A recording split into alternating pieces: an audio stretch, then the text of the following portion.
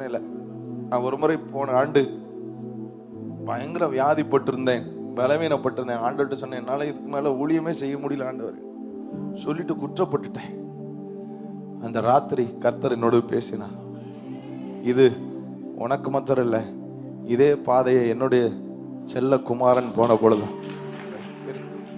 அவர் சொன்ன வார்த்தை வேணா நமக்கு தமிழ்ல தூரமா தெரியலாம். இந்த பாத்திரம் என்னை விட்டு நீங்குமானால் நீங்கட்டும். அப்படின்னு என்ன அர்த்தம்? இந்த ரோல், இந்த ஊழியம் எனக்கு வேண்டாம் ஆண்டவரே, என்னால முடியல ஆண்டவரே.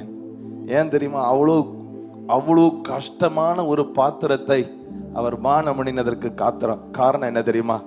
நம்மை சுகமாக்க, நம்மை விடுவிக்க, நம் கண்ணீரை துடைக்க அந்த இயேசுவை தான் அன்பு கூறுவேன்.